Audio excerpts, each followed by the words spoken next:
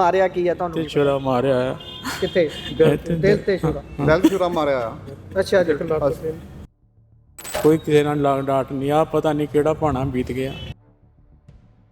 ਪਰ ਤੁਸੀਂ ਸਟੇਜਾਂ ਤੋਂ ਸਬਜ਼ ਬਾਗ ਦਿਖਾਉਂਦੇ ਹੋ, ਤੁਸੀਂ ਕਹਿੰਦੇ ਹੋ ਕਿ ਅਸੀਂ ਰੰਗਲਾ ਪੰਜਾਬ ਸਿਰਜ ਰਹੇ ਹਾਂ। ਆਹ ਤਸਵੀਰ ਹੈ, ਅਸਲ 'ਚ ਰੰਗਲਾ ਨਹੀਂ, ਪੰਜਾਬ ਕੰਗਲਾ ਹੋ ਰਿਹਾ ਹੈ। ਇੱਕ ਆਮ ਬੰਦੇ ਖੜੇ ਦੇ ਨਾਲ ਗੁੰਡਾਗਰਦੀ ਕਰਕੇ ਜਾਨ ਲਈ ਆ, ਉਹਦੇ ਕੈਚ ਮਾਰ ਕੇ ਦਿਲ ਦੇ ਪਾਰ ਕੀਤੀ ਆ। ਪੰਜਾਬ ਦਾ ਹਾਲਾਤ ਵਿਗੜ ਗਿਆ ਜੀ। ਮੇਰਾ ਨਜ਼ਦੀਕੀ ਰਿਸ਼ਤੇਦਾਰ, ਮੇਰਾ ਭਾਂਜਾ ਜਿਹੜਾ ਰਾਤ ਉਹਦਾ ਕਤਲ ਹੋ ਗਿਆ, ਵਿਅਕਤੀ ਦਾ ਕਤਲ ਕਰ ਦੇਣਾ ਬਿਨਾਂ ਕਿਸੇ ਗੱਲ ਤੋਂ, ਔਰ ਉਹਨੂੰ ਇਸ ਤਰੀਕੇ ਨਾਲ ਬੇਰਹਿਮੀ ਨਾਲ ਕੁੱਟ-ਕੁੱਟ ਕੇ ਮਾਰ ਦੇਣਾ, ਇਹ ਕੀ ਦਰਸਾਉਂਦਾ? ਆ 150 ਮੀਟਰ ਥਾਣੇ ਦੇ ਉੱਤੇ ਦੇ ਲਾਗੇ ਹੀ ਜਿਹੀ ਵਾਰਦਾਤ ਦਾ ਮਤਲਬ ਹੈ ਵੀ ਉਸ ਪ੍ਰਸ਼ਾਸਨ ਬੈਠਾ ਹੋਇਆ ਉਹ ਗੱਲ ਹੀ ਨਹੀਂ ਕਰਦਾ। ਬਹੁਤ ਸਾਰੇ ਇਲਜ਼ਾਮ ਲੱਗਦੇ ਨੇ ਕਿ ਸਿੱਧੇ ਮੂੰਹ ਗੱਲ ਨਹੀਂ ਕੀਤੀ ਜਾਂਦੀ ਪੁਲਿਸ ਦੇ ਵੱਲੋਂ ਕਿਸੇ ਆਮ ਨਾਗਰਿਕ ਦੇ ਨਾਲ। ਹੁਣ ਪਰਚਾ ਦਰਜ ਹੋਇਆ, ਉਹ ਵੀ ਪ੍ਰੈਸ਼ਰ ਤੋਂ ਬਾਅਦ, ਕੱਲ ਰਾਤ ਤੋਂ ਤੁਸੀਂ ਲੱਗੇ ਹੋਏ ਹੋ ਤਾਂ ਕਰਕੇ ਹੋਇਆ ਇਹ। ਬਈ ਸ਼ਰੇਆਮ ਵੀਡੀਓ ਫੁਟੇਜ ਆ ਰਹੀ ਹੈ, ਬੱਚਾ ਮਰ ਗਿਆ ਯਾਰ। ਉਹ ਤੁਸੀਂ ਇੱਥੇ ਹਾਲੇ ਤੱਕ ਕੋਈ ਹਮਦਰਦੀ ਪ੍ਰਗਟਾਉਣ ਲਈ ਨਹੀਂ ਆਇਆ। ਜਿੰਨੇ ਬੰਦੇ ਇਨਵੋਲਵ ਨੇ, ਜਿੰਨਾ ਚਿਰ ਉਹਨਾਂ ਨੂੰ ਗ੍ਰਿਫਤਾਰ ਨਹੀਂ ਕੀਤਾ ਜਾਂਦਾ, FIR ਹੋ ਜਾਏ, ਪੋਸਟਮਾਰਟਮ ਹੋ ਜਾਏ, ਉਹਨਾਂ ਚਿਰ ਉਹ ਬੱਚੇ ਦਾ ਸੰਸਕਾਰ ਬਿਲਕੁਲ ਨਹੀਂ ਕਰੂੰਗਾ। 7 ਦੇ 7 ਜਾਂ 8 ਜੋ ਕੁਝ ਵੀ ਦੇਖਿਆ ਜਾਂ ਜੋ ਵੀਡੀਓ ਫੁਟੇਜ 'ਚ ਆ ਰਿਹਾ, ਉਹ ਜਿੰਨਾ ਚਿਰ ਫੜੇ ਨਹੀਂ ਜਾਂਦੇ ਉਹਨਾਂ ਚਿਰ ਬਿਲਕੁਲ ਸ਼ਾਂਤ ਨਹੀਂ ਬੈਠੂਗਾ। ਮੁੱਖ ਮੰਤਰੀ ਭਗਵੰਤ ਮਾਨ ਸਾਹਿਬ ਵੱਲੋਂ ਸਟੇਜਾਂ ਤੋਂ ਦਿਖਾਏ ਜਾਂਦੇ ਸਬਜ਼ ਬਾਗ, ਸਟੇਜਾਂ ਤੋਂ ਪੇਸ਼ ਕੀਤਾ ਜਾਂਦਾ ਰੰਗਲਾ ਪੰਜਾਬ ਕੀ ਅਸਲ ਦੇ ਵਿੱਚ ਰੰਗਲਾ ਹੈ? ਇਸ ਦੀ ਤਸਵੀਰ ਲੈ ਕੇ ਤੁਹਾਡੇ ਸਾਹਮਣੇ ਰੂਬਰੂ ਆ। ਆਦਮਪੁਰ ਦੇ ਵਿੱਚ ਇਸ ਸਮੇਂ ਮੌਜੂਦ ਆ। ਇਹ ਉਹੀ ਆਦਮਪੁਰ ਹੈ ਜਿਸ ਨੂੰ ਜਹਾਜ਼ਾਂ ਦੇ ਅੱਡੇ ਦੇ ਏਰੀਏ ਦੇ ਨਾਲ ਜਾਣਿਆ ਜਾਂਦਾ ਹੈ। ਇਸ ਆਦਮਪੁਰ ਦੇ ਵਿੱਚ ਇੱਕ ਕਤਲ ਹੋਇਆ ਹੈ। ਉਹ ਕਤਲ ਬਿਆਨ ਕਰਦਾ ਹੈ ਮੁੱਖ ਮੰਤਰੀ ਦੀਆਂ ਉਹਨਾਂ ਸਪੀਚਾਂ ਦੀਆਂ ਧੱਜੀਆਂ ਉਡਾਉਂਦਾ, ਜਿਹੜਾ ਉਹ ਕਹਿੰਦੇ ਨੇ ਕਿ ਪੰਜਾਬ ਲਾਅ ਐਂਡ ਆਰਡਰ ਦੀ ਸਥਿਤੀ ਦੇ ਵਿੱਚ ਦੂਜੇ ਨੰਬਰ ਤੇ ਹੈ। ਬਹੁਤ ਚੰਗਾ ਲਾਅ ਐਂਡ ਆਰਡਰ ਆ ਸਾਡੇ ਪੰਜਾਬ ਦੇ ਵਿੱਚ। ਅਸੀਂ ਆਏ ਦਿਨ ਪੰਜਾਬ ਨੂੰ ਰੰਗਲਾ ਕਰ ਰਹੇ ਹਾਂ। 70-75 ਸਾਲਾਂ ਦਾ ਜਿਹੜਾ ਗੰਦ ਪਾਇਆ ਸੀ ਹੋਰ ਪਾਰਟੀਆਂ ਨੇ, ਉਹ ਸਾਫ਼ ਕਰ ਰਹੇ ਹਾਂ। ਪਰ ਕੀ ਇਹ ਗੰਦ ਪਾਇਆ ਜਾ ਰਿਹਾ ਜਾਂ ਫਿਰ ਸਾਫ਼ ਕੀਤਾ ਜਾ ਰਿਹਾ? ਇਸ ਦੀ ਤਸਵੀਰ ਤੁਹਾਡੇ ਸਾਹਮਣੇ ਆ। ਥਾਣੇ ਦੀ ਤਸਵੀਰ ਪਿੱਛੇ ਦੇਖ ਲਓ, ਥਾਣਾ ਆਦਮਪੁਰ ਦਾ। ਕਤਲ ਰਾਤ ਹੁੰਦਾ ਹੈ, ਹਾਲੇ ਤੱਕ ਪਰਚਾ ਕਰਾਉਣ ਨੂੰ ਜਦੋਜਹਿਦ ਦੇ ਵਿੱਚ ਪਰਿਵਾਰ ਲੱਗਿਆ ਹੋਇਆ ਸੀ। ਪਤਾ ਲੱਗਾ ਹੁਣੇ ਹੀ ਪਰਚਾ ਦਰਜ ਹੋਇਆ, ਉਹ ਵੀ ਬਹੁਤ ਜ਼ਿਆਦਾ ਪ੍ਰੈਸ਼ਰ ਪਾਉਣ ਤੋਂ ਬਾਅਦ। ਗੱਲਬਾਤ ਸਾਰਿਆਂ ਦੇ ਨਾਲ ਕਰਦੇ ਹਾਂ। ਕੋਟਲੀ ਸਾਹਿਬ ਮੌਜੂਦ ਨੇ, ਕੋਟਲੀ ਸਾਹਿਬ ਤੋਂ ਜਾਣਦੇ ਕਿਉਂਕਿ ਇਹਨਾਂ ਦੇ ਹਲਕੇ ਦੇ ਵਿੱਚ ਘਟਨਾ ਵਾਪਰੀ ਹੈ। ਕੀ ਸਾਰਾ ਘਟਨਾਕ੍ਰਮ ਸੀ ਕੋਟਲੀ ਸਾਹਿਬ? ਸਭ ਤੋਂ ਪਹਿਲਾਂ ਉਹ ਸਬਜ਼ ਬਾਗ ਜਿਹੜੇ ਸਟੇਜਾਂ ਤੋਂ ਦਿਖਾਏ ਜਾਂਦੇ ਆ ਮੁੱਖ ਮੰਤਰੀ ਸਾਹਿਬ ਵੱਲੋਂ ਕਿ 70-75 ਸਾਲ ਦਾ ਅਸੀਂ ਗੰਦ ਕੱਢਣ ਦੀ ਕੋਸ਼ਿਸ਼ ਕਰ ਰਹੇ ਹਾਂ, ਪਰ ਜੋ ਆਹ ਕੁਝ ਹੋ ਰਿਹਾ ਹੈ, ਆਏ ਦਿਨ ਲਾਅ ਐਂਡ ਆਰਡਰ ਦੀਆਂ ਧੱਜੀਆਂ ਉੱਡਣੀਆਂ, ਕਿਸੇ ਨੂੰ ਕਾਨੂੰਨ ਦੀ ਸ਼ਿਕੰਜੇ ਦੀ ਕੋਈ ਪਰਵਾਹ ਨਹੀਂ, ਇਹਨੂੰ ਕਿਵੇਂ ਵੇਖਦੇ ਹੋ ਤੁਸੀਂ? ਦੇਖੋ, ਇਹ ਤਾਂ ਬਿਆਨਬਾਜ਼ੀ ਜਿਹੜੀ ਆ ਉਹ ਇੱਕ ਰਾਜਨੀਤੀ ਦੇ ਨਾਲ ਜੁੜ ਕੇ ਰਹਿ ਗਈ ਹੈ ਕਿ ਉਹਦਾ ਰਾਜਨੀਤਿਕ ਲਾਹਾ ਲੈ ਕੇ ਅਖਬਾਰਾਂ ਦੇ ਅੰਦਰ, ਮੀਡੀਆ ਦੇ ਰਾਹੀਂ ਇਹ ਪਬਲਿਸ਼ ਕਰਵਾਇਆ ਜਾਵੇ ਕਿ ਲਾਅ ਐਂਡ ਆਰਡਰ ਸਥਿਤੀ ਕੰਟਰੋਲ 'ਚ ਹੈ, ਪੰਜਾਬ ਖੁਸ਼ਹਾਲ ਬਣਦਾ ਜਾ ਰਿਹਾ। ਮੈਂ ਸਮਝਦਾ ਕਿ ਇਹ ਭਗਵੰਤ ਮਾਨ ਸਾਹਿਬ ਦਾ ਕਹਿਣਾ ਇਹ ਬਿਲਕੁਲ ਵੀ ਠੀਕ ਨਹੀਂ ਹੈ, ਕਿਉਂਕਿ ਮੇਰੇ ਖਿਆਲ ਰੋਜ਼ ਉਹ ਅਖਬਾਰਾਂ ਪੜ੍ਹਦੇ ਹੋਣੇ ਆ ਤੁਹਾਡੇ ਮੀਡੀਆ ਦੇ ਰਾਹੀਂ। ਖੈਰ ਮੈਨੂੰ ਲੱਗਦਾ ਉਹ ਤੁਹਾਡਾ ਚੈਨਲ ਤਾਂ ਪੱਕਾ ਦੇਖਦੇ ਆ ਕਿ ਉਹਨਾਂ ਨੂੰ ਪਤਾ ਲੱਗ ਜਾਂਦਾ ਕਿ ਸਹੀ ਜਿਹੜੀ ਸਥਿਤੀ ਤਸਵੀਰ ਹੈ, ਸਹੀ ਉਹ ਲੋਕਾਂ ਸਾਹਮਣੇ ਕੌਣ ਲੈ ਕੇ ਆਉਂਦਾ। ਸੋ ਮੇਰੇ ਕਹਿਣ ਦਾ ਭਾਵ ਹੈ ਕਿ ਪੰਜਾਬ ਦਾ ਹਾਲਾਤ ਵਿਗੜ ਗਿਆ। ਮੇਰਾ ਨਜ਼ਦੀਕੀ ਰਿਸ਼ਤੇਦਾਰ, ਮੇਰਾ ਭਾਂਜਾ ਜਿਹੜਾ ਰਾਤ ਉਹਦਾ ਕਤਲ ਹੋ ਗਿਆ, ਮੈਂ ਰਾਤ ਦਾ ਇੱਥੇ ਮੌਜੂਦ ਹੈ। ਇਹ ਮਤਲਬ ਇੱਕ ਆਮ ਜਾਣੀ ਵਿਅਕਤੀ ਦਾ ਕਤਲ ਕਰ ਦੇਣਾ ਬਿਨਾਂ ਕਿਸੇ ਗੱਲ ਤੋਂ, ਔਰ ਉਹਨੂੰ ਇਸ ਤਰੀਕੇ ਨਾਲ ਬੇਰਹਿਮੀ ਨਾਲ ਕੁੱਟ-ਕੁੱਟ ਕੇ ਮਾਰ ਦੇਣਾ, ਇਹ ਕੀ ਦਰਸਾਉਂਦਾ? ਆ 150 ਮੀਟਰ ਥਾਣੇ ਦੇ ਉੱਤੇ ਦੇ ਲਾਗੇ ਹੀ ਜਿਹੀ ਵਾਰਦਾਤ ਦਾ ਮਤਲਬ ਹੈ ਵੀ ਜਿਹੜੇ ਲੋਕ ਜਿਹੇ ਕਰ ਰਹੇ ਨੇ ਉਹ ਬੇਖੌਫ ਘੁੰਮ ਰਹੇ ਨੇ, ਉਹਨਾਂ ਨੂੰ ਡਰ ਹੀ ਕਿਸੇ ਦਾ ਨਹੀਂ ਹੈਗਾ। ਔਰ ਤੁਸੀਂ ਪਹਿਲਾਂ ਬੰਦਾ ਮਾਰਦੇ ਹੋ, ਫਿਰ ਹੋਰ ਬੰਦੇ ਸੱਦ ਲੈਂਦੇ ਹੋ। ਹਸਪਤਾਲ ਸਾਹਮਣੇ ਆਪਾਂ ਦੂਜੇ ਬੱਚੇ ਨੂੰ ਵੀ ਦੇਖਣ ਚੱਲਦੇ ਹਾਂ। ਸੋ ਮੇਰੇ ਕਹਿਣ ਤੋਂ ਮਤਲਬ ਇਹ ਹੈ ਕਿ ਮੈਨੂੰ ਬਹੁਤ ਬੇਹੱਦ ਦੁੱਖ ਹੈ ਕਿ ਮੇਰਾ ਕਰੀਬੀ, ਮੈਨੂੰ ਬਹੁਤ ਪਿਆਰ ਕਰਨ ਵਾਲਾ ਬੇਹੱਦ ਸਨੀ, ਜਿਹਦੀ ਉਮਰ ਹਾਲੇ ਬਿਲਕੁਲ ਥੋੜ੍ਹੀ ਸੀ, ਉਹ ਦੁਨੀਆ ਤੋਂ ਚਲੇ ਗਿਆ। ਸਾਲ 6 ਮਹੀਨੇ ਦਾ ਬੱਚਾ ਉਹਦਾ, ਅਸੀਂ ਹਾਲੇ ਹੁਣ ਵਿਆਹ ਕਰਕੇ ਹਟੇ ਸੀ। ਸੋ ਇਹ ਬੜਾ ਮੰਦਭਾਗੀ ਗੱਲ ਹੈ। ਇਹ ਸਰਕਾਰ ਦੀ ਮੈਂ ਲਿਫਾਫੇਬਾਜ਼ੀ ਸਮਝਦਾ। ਜੇ ਮੈਨੂੰ ਹੀ ਵਾਰ-ਵਾਰ ਥਾਣੇ ਆਉਣਾ ਪਵੇ ਵੀ ਜੇ ਕਾਰਵਾਈ ਹੋਈ ਹੈ ਤਾਂ ਤੁਸੀਂ ਉਹਨੂੰ ਇਮੀਡੀਏਟ ਉਹਦੇ ਤੇ ਐਕਸ਼ਨ ਕਰੋ। ਚਲੋ, ਮੈਨੂੰ ਹੁਣ ਦੱਸਿਆ ਗਿਆ ਕਿ FIR ਦਰਜ ਕਰ ਦਿੱਤੀ ਗਈ ਹੈ ਵੀ ਕੁਝ ਬੰਦਿਆਂ ਨੂੰ ਰਾਉਂਡ ਅਪ ਵੀ ਕੀਤਾ, ਉਹਨਾਂ ਦੇ ਕੋਲ ਸਾਰੀ ਪੁੱਛ ਪੜਤਾਲ ਕਰਕੇ ਸਾਨੂੰ ਇਨਸਾਫ ਦਿਵਾਇਆ ਜਾਣਾ ਚਾਹੀਦਾ। ਇੱਕ ਕੋਟਲੀ ਸਾਹਿਬ, ਇਹ ਵੀ ਤਾਂ ਮੰਦਭਾਗੀ ਗੱਲ ਹੈ ਨਾ ਕਿ ਐਮਐਲਏ ਤੋਂ ਥੱਲੇ ਤਾਂ ਜਿਹੜੇ ਥਾਣੇਦਾਰ ਨੇ, ਜਿਹੜੇ ਪੁਲਿਸ ਪ੍ਰਸ਼ਾਸਨ ਬੈਠਾ ਹੋਇਆ, ਉਹ ਗੱਲ ਹੀ ਨਹੀਂ ਕਰਦਾ। ਬਹੁਤ ਸਾਰੇ ਇਲਜ਼ਾਮ ਲੱਗਦੇ ਨੇ ਕਿ ਸਿੱਧੇ ਮੂੰਹ ਗੱਲ ਨਹੀਂ ਕੀਤੀ ਜਾਂਦੀ ਪੁਲਿਸ ਦੇ ਵੱਲੋਂ ਕਿਸੇ ਆਮ ਨਾਗਰਿਕ ਦੇ ਨਾਲ। ਹੁਣ ਪਰਚਾ ਦਰਜ ਹੋਇਆ, ਉਹ ਵੀ ਪ੍ਰੈਸ਼ਰ ਤੋਂ ਬਾਅਦ, ਕੱਲ ਰਾਤ ਤੋਂ ਤੁਸੀਂ ਲੱਗੇ ਹੋਏ ਹੋ ਤਾਂ ਕਰਕੇ ਹੋਇਆ। ਇਹ ਜਿਹੜੀ ਸਥਿਤੀ ਹੈ, ਇਹਦੇ 'ਚ ਜਿਹੜਾ ਲੂਪ ਹੋਲ ਹੈ, ਇਹ ਗੈਪ ਹੈ, ਇਹਨੂੰ ਕਿਵੇਂ ਵੇਖਦੇ ਹੋ? ਇਹਨੂੰ ਵੀ ਤਾਂ ਸੁਧਰਨਾ ਚਾਹੀਦਾ ਹੈ ਨਾ। ਐਕਸ਼ਨ ਹੋਇਆ, ਐਕਸ਼ਨ ਤੇ ਰਿਐਕਸ਼ਨ ਦੇ ਵਿੱਚ ਤੁਸੀਂ ਨਾਲ ਦੀ ਨਾਲ ਪਰਚਾ ਦਰਜ ਕਰਕੇ ਬੰਦਿਆਂ ਨੂੰ ਤਫਤੀਸ਼ ਕਰਨੀ ਸ਼ੁਰੂ ਕਰੋ। ਇੰਨੇ ਨੂੰ ਤਾਂ ਬੰਦਾ ਨੇਪਾਲ ਟੱਪ ਜਾਂਦਾ। ਦੇਖੋ, ਮੈਂ ਇਹੀ ਕਹਿ ਰਿਹਾ ਕਿ ਜੇ ਗੰਭੀਰ ਹੋਵੇ ਕੋਈ ਵਿਅਕਤੀ ਤਾਂ ਫਿਰ ਮੇਰੇ ਵਰਗੇ ਐਮਐਲਏ ਨੂੰ ਥਾਣੇ ਨਾ ਆਉਣਾ ਪਵੇ।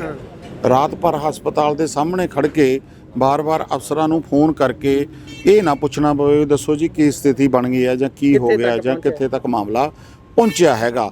ਸੋ ਇਹ ਤਾਂ ਮੈਂ ਤਾਂ ਵੈਸੇ, ਚਲੋ ਇਹ ਮੇਰਾ ਪਰਿਵਾਰਕ ਮਾਮਲਾ ਆ, ਮੈਂ ਤਾਂ ਵੈਸੇ ਵੀ ਥਾਣਿਆਂ ਕਚਹਿਰੀਆਂ ਦੇ ਵਿੱਚ ਆਮ ਲੋਕਾਂ ਦੇ ਨਾਲ ਹਮੇਸ਼ਾ ਆਉਂਦਾ ਕਿ ਉਹਨਾਂ ਨੂੰ ਇਨਸਾਫ ਦਿਵਾਇਆ ਜਾਵੇ, ਕਿਉਂਕਿ ਅਸੀਂ ਕਿਹੜੇ ਕੋਈ ਕਬਜ਼ਾਧਾਰੀ ਆ ਜਾਂ ਅਸੀਂ ਕਿਹੜੇ ਕੋਈ ਬੜੇ ਸਾਡੇ ਕੋਈ ਗੈਂਗਸਟਰਾਂ ਦੇ ਨਾਲ ਰਿਲੇਸ਼ਨ ਆ ਜਾਂ ਅਸੀਂ ਕੋਈ ਜ਼ਮੀਨਾਂ ਹੜੱਪਣੀਆਂ ਨੇ ਜਾਂ ਅਸੀਂ ਕੋਈ ਕਬਜ਼ੇ ਕਰਵਾਉਣੇ ਆ।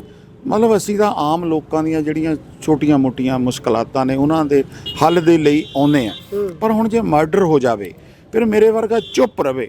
ਹੁਣ ਕਈ ਮੇਰੇ ਤੇ ਪ੍ਰੈਸ਼ਰ ਬਣਾਉਣ ਦੀ ਕੋਸ਼ਿਸ਼ ਕਰ ਰਹੇ ਆ, ਕਿਉਂਕਿ ਜਿਹੜੇ ਦੋਸ਼ੀ ਉਹ ਇਸ ਹਲਕੇ ਦੇ ਨਾਲ ਸੰਬੰਧਿਤ ਨੇ। ਕਿਵੇਂ ਦਾ ਪ੍ਰੈਸ਼ਰ ਬਣਾਇਆ? ਮਤਲਬ ਬਈ ਨਹੀਂ ਜੀ, ਇਹ ਗਲਤ ਹੋ ਰਿਹਾ ਜੀ, ਇਹ ਠੀਕ ਨਹੀਂ ਹੈ ਜੀ। ਬਈ ਸ਼ਰੇਆਮ ਵੀਡੀਓ ਫੁਟੇਜ ਆ ਰਹੀ ਹੈ, ਬੱਚਾ ਮਰ ਗਿਆ। ਯਾਰ ਤੁਸੀਂ ਇੱਥੇ ਹਾਲੇ ਤੱਕ ਕੋਈ ਹਮਦਰਦੀ ਪ੍ਰਗਟਾਉਣ ਲਈ ਨਹੀਂ ਆਇਆ। ਠੀਕ ਹੈ, ਕਈ ਵਾਰੀ ਆਪਾਂ ਪਰਿਵਾਰ ਹੈ, ਇੱਕ ਸਮਾਜਿਕ ਹੈ, ਸਮਾਜ ਦੀਆਂ ਵੀ ਗੱਲਾਂ ਸੁਣਨੀਆਂ ਤੇ ਮੰਨਣੀਆਂ ਪੈਣੀਆਂ। ਯਾਰ ਉਹ ਸਾਡੇ ਨਾਲ ਕੋਈ ਹਮਦਰਦੀ ਪ੍ਰਗਟਾਉਣ ਵਾਸਤੇ ਨਹੀਂ ਆਇਆ। ਠੀਕ ਹੈ, ਕਿ ਦੱਸੋ ਯਾਰ ਕੀ ਹੋ ਗਿਆ। ਜਿਨ੍ਹਾਂ ਦੇ ਹੁਣ 1-2 ਬੰਦੇ ਫੜੇ ਐ, ਉਹਨਾਂ ਨੂੰ ਵੀ ਤਾਂ ਪਤਾ ਲੱਗਾ ਹੀ ਆ ਵੀ ਕਿਉਂ ਫੜੇ ਐ। ਕਮ ਸੇ ਕਮ ਮੈਂ ਹਲਕੇ ਦਾ ਵਿਧਾਇਕ ਹਾਂ, ਮੇਰਾ ਰਿਸ਼ਤੇਦਾਰ, ਮੇਰਾ ਭਾਣਜਾ ਚਲੇ ਗਿਆ, ਬੱਚਾ ਛੋਟਾ ਸੀ। ਚਲੋ ਤੁਹਾਡਾ ਤਾਂ ਸਾਰਾ ਹਲਕਾ ਹੀ ਰਿਸ਼ਤੇਦਾਰ ਹੈ, ਤੁਹਾਡਾ ਹਰੇਕ ਬੰਦੇ ਲਈ ਖੜਨਾ। ਮਤਲਬ ਹੈ ਕਿ ਕਮ ਸੇ ਕਮ ਯਾਰ ਉਹ ਹਮਦਰਦੀ ਤਾਂ ਪ੍ਰਗਟਾਓ। ਤੇ ਜੇ ਤੁਹਾਡੇ ਕੋਲ ਹਮਦਰਦੀ ਵੀ ਨਹੀਂ, ਫਿਰ ਠੋਕੂ ਚ ਸਵਾਲ ਰਹਾ ਨਾ, ਠੋਕ ਕੇ ਕੈਦ ਕਰਾ ਕੇ ਹਟੂ, ਜੋ ਮਰਜ਼ੀ ਹੋ ਜਾਏ। ਫਿਰ ਇਦਾਂ ਦੀ ਕੋਈ ਗੱਲ ਨਹੀਂ ਹੈ। ਇਨਸਾਫ ਲੈਣਾ, ਇਨਸਾਫ ਲੈ ਕੇ ਹਟੂੰਗਾ। ਥੋੜਾ ਜਿਹਾ ਸਨੀ, ਜਿਨ੍ਹਾਂ ਦਾ ਕਤਲ ਹੋਇਆ ਉਹਨਾਂ ਦਾ ਪਿਛੋਕੜ ਦੱਸ ਦਿਓ, ਤੇ ਉਹਨਾਂ ਦਾ ਸਾਥੀ ਜਿਹੜਾ ਸੀ ਉਹ ਕੌਣ ਸੀ, ਕੀ ਕਰ ਰਹੇ ਸੀ, ਕਿੱਦਾਂ ਹੋਇਆ, ਉਹ ਜਰਾ ਦੱਸ ਦਿਓ ਘਟਨਾ। ਉਹ ਤਾਂ ਆਮ ਕੰਮਕਾਰ ਦੇ ਵਿੱਚ ਜੀਵਨ ਰੱਖਦੇ ਨੇ। ਆ ਮੁੰਡਾ ਹਸਪਤਾਲ ਪਿਆ ਹੈਗਾ ਆ, ਨਾਲ ਦਾ ਸਾਥੀ ਇੱਕ ਜਲੰਧਰ ਰੈਫਰ ਕੀਤਾ ਆ। ਕੋਈ ਲੜਾਈ ਝਗੜਾ ਹੈ ਨਹੀਂ, ਇੱਕ ਆਮ ਵਿਅਕਤੀ ਆ, ਨਾਰਮਲ ਬੰਦਾ ਆ। ਤੇ ਜੇ ਹੁਣ ਤੁਸੀਂ ਮਾਮੂਲੀ ਝਗੜਾ ਖੜਿਆਂ ਨੂੰ ਕਹੋ ਵੀ ਇਹ ਸਾਨੂੰ ਗਾਲਾਂ ਕੱਢਦਾ ਜੀ, ਉਹ ਆਪਣੇ ਫੋਨ ਤੇ ਲੱਗਾ ਆ, ਜਿਹਦੇ ਨਾਲ ਮਰਜ਼ੀ ਉਹ ਗੱਲ ਕਰਦਾ ਹੋਵੇ, ਜਿਹਨੂੰ ਮਰਜ਼ੀ ਉਹ ਕੁਝ ਕਹਿੰਦਾ ਹੋਵੇ ਵੀ ਤੂੰ ਸਾਨੂੰ ਜੀ ਗਾਲਾਂ ਫੜ ਕੇ ਢਾ ਲਿਆ। ਮਤਲਬ ਇਹ ਕੋਈ ਮੇਰੇ ਖਿਆਲ ਦੇ ਅੰਦਰ ਐਡੀ ਗੁੰਡਾਗਰਦੀ ਮੇਰੇ ਤੋਂ ਤਾਂ ਬਰਦਾਸ਼ਤ ਨਹੀਂ ਹੋ ਰਹੀ। ਠੀਕ ਹੈ, ਜੇ ਕੋਈ ਮਤਲਬ ਕੋਈ ਜ਼ਿਆਦਾ ਕੁਝ ਕਰਨ ਦੀ ਕੋਸ਼ਿਸ਼ ਕਰੂਗਾ ਫਿਰ ਮੈਂ ਵੀ ਘੱਟ ਨਹੀਂ ਹੈਗਾ। ਇਸ ਕਰਕੇ ਆ ਮੈਂ ਇਨਸਾਫ ਲੈ ਕੇ ਹਟੂੰਗਾ। ਜਿੰਨੇ ਬੰਦੇ ਇਨਵੋਲਵ ਨੇ, ਜਿੰਨਾ ਚਿਰ ਉਹਨਾਂ ਨੂੰ ਗ੍ਰਿਫਤਾਰ ਨਹੀਂ ਕੀਤਾ ਜਾਂਦਾ, FIR ਹੋ ਜਾਏ, ਪੋਸਟਮਾਰਟਮ ਹੋ ਜਾਏ, ਉਹਨਾਂ ਚਿਰ ਉਹ ਬੱਚੇ ਦਾ ਸੰਸਕਾਰ ਬਿਲਕੁਲ ਨਹੀਂ ਕਰੂੰਗਾ। 7 ਦੇ 7 ਜਾਂ 8 ਜੋ ਕੁਝ ਵੀ ਦੇਖਿਆ ਜਾਂ ਜੋ ਵੀਡੀਓ ਫੁਟੇਜ 'ਚ ਆ ਰਿਹਾ, ਉਹ ਜਿੰਨਾ ਚਿਰ ਫੜੇ ਨਹੀਂ ਜਾਂਦੇ ਉਹਨਾਂ ਚਿਰ ਬਿਲਕੁਲ ਸ਼ਾਂਤ ਨਹੀਂ ਬੈਠੂੰਗਾ।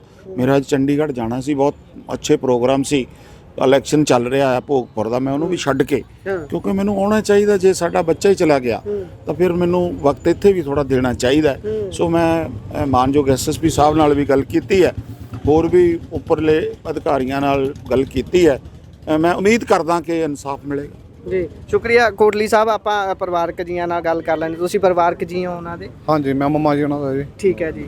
ਤੇ ਕੀ ਹੋਇਆ ਸੀ, ਕੋਈ ਜਾਣਕਾਰੀ ਤੁਹਾਨੂੰ ਪਹਿਲਾਂ ਹੋਵੇ ਜਾਂ ਕਿਸੇ ਨਾਲ ਲਾਗ ਡਾਟ ਹੋਵੇ, ਇਦਾਂ ਦੀ ਕੋਈ ਗੱਲ ਸੀ? ਨਹੀਂ, ਸਾਡਾ ਬੇਟਾ ਬਹੁਤ ਵਧੀਆ ਸੀਗਾ, ਇਦਾਂ ਦੀ ਕੋਈ ਗੱਲਬਾਤ ਉਹਦੀ ਹੈ ਨਹੀਂ ਸੀਗੀ। ਕੋਈ ਲਾਗ ਡਾਟ ਦੀ ਸੀ, ਵਿਦੇਸ਼ ਵਿੱਚ ਰਹਿ ਕੇ ਆਇਆ 2-3 ਵਾਰੀ। ਠੀਕ ਹੈ ਜੀ। ਫੋਨ ਫੇਰ ਵਿਦੇਸ਼ ਜਾਣ ਦੀ ਆਪਣੀ ਤਿਆਰੀ ਕਰਦਾ ਸੀਗਾ।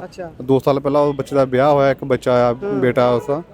ਤੇ ਉਹਨੂੰ ਇਦਾਂ ਦੀ ਕਿਸੇ ਨਾਲ ਕੋਈ ਲੜਾਈ ਝਗੜਾ ਜਾਂ ਕਿਸੇ ਨਾਲ ਕੋਈ ਇਦਾਂ ਦੀ ਗੁੰਡਾਗਰਦੀ ਵਾਲਾ ਕੋਈ ਹੈ ਉਹ ਹੋਇਆ ਨਹੀਂ। ਜੋ ਉਹਦੇ ਨਾਲ ਹੋਇਆ, ਜੋ ਗੁੰਡਾਗਰਦੀ ਨੰਗਾ ਨਾਚ ਉਹਦੇ ਨਾਲ ਹੋਇਆ, ਉਸ ਗੁੰਡਾਗਰਦੀ ਨੰਗੇ ਨਾਚ ਦੀ ਜਿਹੜੀ ਜਾਨ ਲਈ ਆ ਸਾਡੇ ਬੱਚੇ ਦੀ, ਉਹ ਇਸ ਇਲਾਕੇ ਤੇ ਨਹੀਂ ਹੈਗਾ ਸੀਗਾ।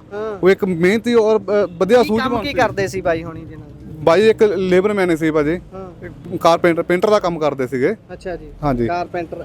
ਉਹ ਦੱਸਿਆ ਜਾ ਰਿਹਾ ਕਿ ਉਸ ਸਮੇਂ ਵੀ ਉਹ ਕੰਮ ਤੋਂ ਹੀ ਆ ਰਹੇ ਸੀ। ਜਦੋਂ ਕੰਮ ਤੋਂ ਆ ਰਹੇ ਸੀਗੇ, ਨਾਲ 2 ਸਾਥੀ ਸੀ ਉਹਦੇ, ਉਹ ਆਪਣੇ ਨਾਲ ਸਾਥੀ ਨੂੰ ਪਿੰਡ ਜਾਣ ਲਈ ਵੇਟ ਕਰ ਰਹੇ ਸੀਗੇ। ਅੱਛਾ ਜੀ। ਵੇਟ ਕਰਦੇ ਕੋਈ ਫੋਨ ਤੇ ਕੋਈ ਅਚਾਨਕ ਗੱਲ ਕਰਦੇ, ਸਾਨੂੰ ਪੂਰਾ ਦੱਸਿਆ ਉਹਨਾਂ ਨੇ ਆ ਕੇ, ਨਾਲ ਦੇ ਸਾਥੀਆਂ ਨੇ ਵੀ। ਉਦਾਂ ਤੁਸੀਂ ਹੁਣ ਜਦੋਂ ਮ੍ਰਿਤਕ ਹਾਲਤ 'ਚ ਸੀ, ਤੁਸੀਂ ਉਹਨਾਂ ਨੂੰ ਦੇਖਿਆ ਜਿਨ੍ਹਾਂ ਦੀ? ਅਜੇ ਤੱਕ ਨਹੀਂ ਦੇਖਿਆ ਹੈਗਾ।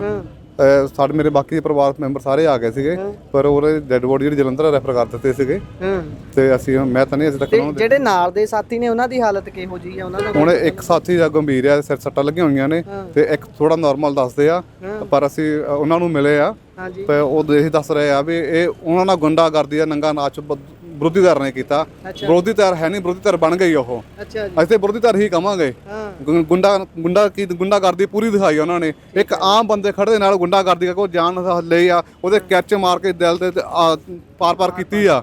ਦੇਖ ਸਕਦੇ ਹੋ ਹੰਝੂ ਅੱਖਾਂ ਦੇ ਵਿੱਚ, ਜਿਹੜੇ ਬਾਪੂ ਜੀ ਨੇ ਲੜਕੇ ਦੇ, ਉਹਨਾਂ ਦੀਆਂ ਅੱਖਾਂ ਦੇ ਵਿੱਚ ਕਿੰਨੇ ਹੰਝੂ ਨੇ, ਕਿਸ ਤਰੀਕੇ ਦੇ ਨਾਲ ਬਿਲਕਦੇ ਹੋਏ ਜਦੋਂ ਕਿਸੇ ਦਾ ਜਵਾਨ ਪੁੱਤ ਚਲਿਆ ਜਾਂਦਾ ਹੈ ਤਾਂ ਇਸ ਤਰੀਕੇ ਫਿਰ ਰੋਣ ਨਿਕਲਦਾ ਹੈ। ਪਰ ਤੁਸੀਂ ਸਟੇਜਾਂ ਤੋਂ ਸਬਜ਼ ਬਾਗ ਦਿਖਾਉਂਦੇ ਹੋ, ਤੁਸੀਂ ਕਹਿੰਦੇ ਹੋ ਕਿ ਅਸੀਂ ਰੰਗਲਾ ਪੰਜਾਬ ਸਿਰਜ ਰਹੇ ਹਾਂ। ਆਹ ਤਸਵੀਰ ਹੈ, ਅਸਲ 'ਚ ਰੰਗਲਾ ਨਹੀਂ, ਪੰਜਾਬ ਕੰਗਲਾ ਹੋ ਰਿਹਾ ਹੈ। ਬਾਪੂ ਜੀ ਕਿਸੇ ਨਾਲ ਲਾਗ ਡਾਟ ਸੀ ਕੋਈ, ਜਾਂ ਇਹ ਕੀ ਹੋਇਆ ਕੀ ਹੈ? ਕਿਸੇ ਨਾਲ ਲਾਗ ਡਾਟ ਨਹੀਂ ਸਾਡੀ ਕਦੀ ਵੀ ਨਹੀਂ ਗੀ। ਮੈਂ ਬਾਹਰੋਂ ਆਇਆ 30 ਸਾਲ ਆ ਕੇ ਆਇਆ, ਲੇਬਰੇ ਕਰਦੇ ਆਏ ਆ। ਠੀਕ ਹੈ ਜੀ। ਕੋਈ ਕਿਸੇ ਨਾਲ ਲਾਗ ਡਾਟ ਨਹੀਂ। ਆ ਪਤਾ ਨਹੀਂ ਕਿਹੜਾ ਭਾਣਾ ਬੀਤ ਗਿਆ। ਜਿਹੜਾ ਤੁਹਾਡਾ ਪੁੱਤਰ ਸੀ ਉਹ ਕੀ ਕੰਮ ਕਰਦੇ ਸੀਗੇ? ਉਹ ਡਰਾਈਵਰ ਸੀਗਾ। ਠੀਕ ਹੈ ਜੀ। ਤੇ ਹੁਣ ਜਦੋਂ ਇਹ ਘਟਨਾ ਵਾਪਰੀ ਹੈ, ਉਹ ਕੰਮ ਕਰ ਰਹੇ ਸੀ ਜਾਂ ਕਿਸੇ ਦੇ ਨਾਲ ਗਏ ਹੋਏ ਸੀ? ਕਿੱਦਾਂ ਘਟਨਾ ਵਾਪਰੀ? ਮੁੰਡਾ ਨਾਲ ਆਇਆ ਪਿੰਡ ਦਾ, ਠੀਕ ਹੈ ਜੀ।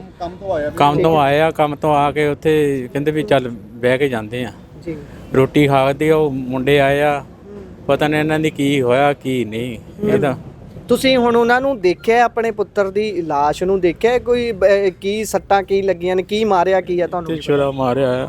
ਕਿੱਥੇ? ਦਿਲ ਤੇ ਛੁਰਾ? ਦਿਲ ਤੇ ਛੁਰਾ ਮਾਰਿਆ ਆ। ਅੱਛਾ ਜੀ। ਇੱਕ ਲੱਤ ਤੇ। ਅੱਛਾ ਜੀ, ਲੱਤ ਤੇ ਵੀ। ਸੋ ਅਸੀਂ ਕੋਈ ਵਿਊਅਰਸ਼ਿਪ ਇਸ ਤਰੀਕੇ ਦੇ ਨਾਲ ਹੰਝੂਆਂ ਤੋਂ ਨਹੀਂ ਬਟੋਰਨਾ ਚਾਹੁੰਦੇ, ਪਰ ਇਹ ਸਥਿਤੀ ਹੈ, ਧਰਾਤਲ ਦੇ ਹਾਲਾਤ ਨੇ ਜੋ ਤੁਹਾਨੂੰ ਦਿਖਾਉਣਾ ਚਾਹੁੰਦੇ ਆ। ਜੋ ਤਸਵੀਰ ਹੈ ਇਸ ਸਮੇਂ ਪੰਜਾਬ ਦੀ, ਪੰਜਾਬ ਨੂੰ ਹਰੇਕ ਪਾਸਿਓਂ ਲੁੱਟਿਆ ਕੁੱਟਿਆ ਤਾਂ ਜਾ ਹੀ ਰਿਹਾ ਹੈ। ਉਹਦੇ ਅੰਦਰ ਜਿਹੜੀਆਂ ਆਰਥਿਕ ਤੌਰ ਤੇ ਮਾਰਾਂ ਨੇ ਉਹ ਤਾਂ ਹੈਗੀਆਂ ਨੇ, ਪਰ ਜਿਹੜੀਆਂ ਸਮਾਜਿਕ ਤੌਰ ਦੇ ਉੱਪਰ ਇਹ ਊਣਤਾਈਆਂ ਨੇ, ਸਮਾਜਿਕ ਤੌਰ ਦੇ ਉੱਪਰ ਵੱਖ-ਵੱਖ ਤਰ੍ਹਾਂ ਦੇ ਇਹੋ ਜਿਹੀਆਂ ਘਟਨਾ ਵਾਪਰਦੀਆਂ ਨੇ ਤਾਂ ਉਹ ਸਾਨੂੰ ਹੋਰ ਵੀ ਹੇਠਾਂ ਸਿੱਟਦੀਆਂ ਨੇ ਸਾਡਾ ਪੱਧਰ। ਇਹ ਬਜ਼ੁਰਗ ਨੇ, ਉਸ ਲੜਕੇ ਦੇ ਪਿਤਾ ਜੀ ਨੇ, ਜਿਨ੍ਹਾਂ ਨੇ ਦੱਸਿਆ ਕਿ ਕਿਰਚ ਮਾਰ ਕੇ ਉਸ ਦਾ ਕਤਲ ਕਰ ਦਿੱਤਾ ਗਿਆ ਹੈ। ਕਿਸੇ ਨਾਲ ਲਾਗ ਡਾਟ ਵੀ ਨਹੀਂ ਦੱਸਦੇ। ਸੋ ਇਹ ਸਾਰੀ ਗੱਲਬਾਤ ਸੀ। ਇਹਦੇ ਬਾਬਤ ਜਿਹੜਾ ਰਾਤੀ ਘਟਨਾ ਵਾਪਰੀ ਆ ਆਦਮਪੁਰ ਵਿੱਚ, ਇਹਦੇ ਸੰਬੰਧੀ ਮ੍ਰਿਤਕ ਦੇ ਫਾਦਰ ਸ਼੍ਰੀ ਸਵਰਨ ਕੁਮਾਰ ਜੀ ਦੇ ਬਿਆਨ ਤੇ ਮੁਕੱਦਮਾ ਦਰਜ ਹੋ ਰਿਹਾ ਹੈ ਤੇ ਇਹਦੇ ਵਿੱਚ ਅਸੀਂ ਪੁਲਿਸ ਪਾਰਟੀਆਂ ਰੇਡ ਕਰਨ ਵਾਸਤੇ ਭੇਜੀਆਂ ਹੋਈਆਂ ਤੇ ਜਲਦੀ ਤੋਂ ਜਲਦੀ ਅਸੀਂ ਜਿਹੜੇ ਦੋਸ਼ੀਆਂ ਨੂੰ ਗ੍ਰਿਫਤਾਰ ਕਰਾਂਗੇ।